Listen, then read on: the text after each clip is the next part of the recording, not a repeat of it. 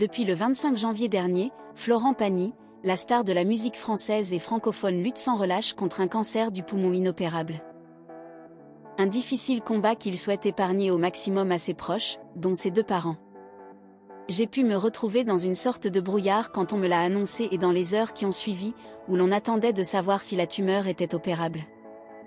Un entre-deux-mondes, avoue Florent Pagny dans les colonnes de Gala. Début janvier, alors qu'il était en plein tournage de The Voice, le chanteur a appris qu'il était atteint d'un cancer du poumon. Cela faisait quelque temps qu'il était dérangé par une toux qui ne cessait pas. Covid, bronchite, il a pensé à tout sauf à un tel verdict. Certes, Florent Pagny a pu se rassurer en se disant qu'il n'y avait pas de métastase et que sa tumeur était de stade 1, hélas elle n'est pas opérable.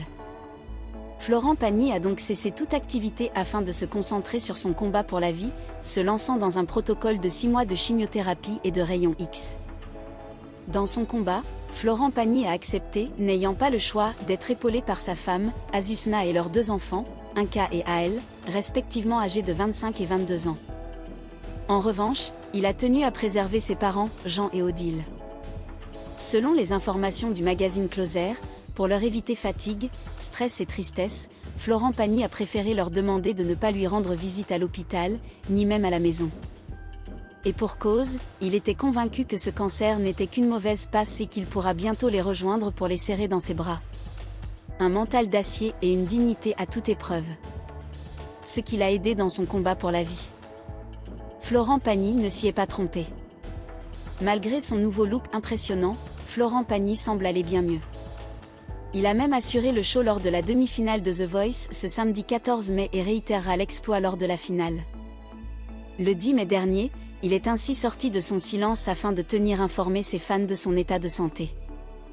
Le protocole a plutôt bien marché, puisque ma tumeur grosse comme un kiwi s'est transformée en une noisette, a-t-il confié. Si bien que, selon nos informations, toute la tribu Pagny doit se retrouver bientôt dans la maison familiale à Biarritz pour d'heureuses retrouvailles. Néanmoins, le combat n'est pas totalement terminé. Après la finale de The Voice, le coach enchaînera avec sa dernière chimio. Une fois que j'aurai terminé ma dernière chimio, la 6e, je vais me retaper, profiter de la vie, de mes proches près de la nature et c'est une chance. Je ferai des contrôles régulièrement pendant ces 6 mois de pause. Ensuite, je reviendrai, lance-t-il. Le bout du tunnel n'est plus très loin. Anne Silla, la gagnante de The Voice All Star, a octroyé une interview pour le magazine Variation le vendredi 13 mai 2022 dernier.